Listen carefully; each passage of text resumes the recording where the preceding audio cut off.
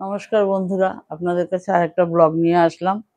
তো এই দেখুন, আমি এই যন্ত্রের সাহায্যে কিভাবে মৌসুমী লেবুর রস করি সেটাই আপনাদের কাছে নিয়ে আসলাম ভিডিওটা। কতগুলো লেবু কেটেছি দেখুন। এগুলোকে সব আমি রস করে বা কাচের গ্লাস এগুলো করে ঢাকা দিয়ে ফ্রিজে রেখে দিই।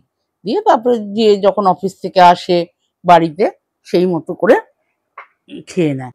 জুস করে খাওয়া অভ্যাস, সেই ছোটবেলার অভ্যাসটাই রয়ে গেছে।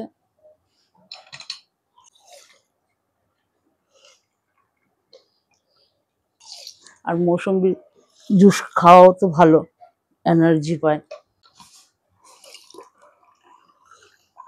কত সুন্দর রস হচ্ছে। এখন ছেলে বৌমা ওদের জন্য করে রেখে দেব।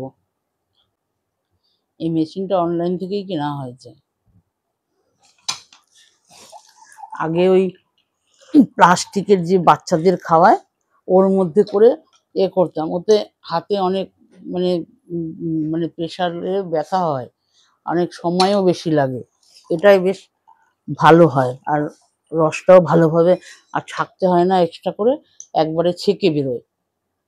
আমি এটা খাবো, তারপরে বাকিটা আবার ওদের জন্য করে ফ্রিজে রেখে দেবো, যার যখন ইচ্ছা সে তখন খাবে।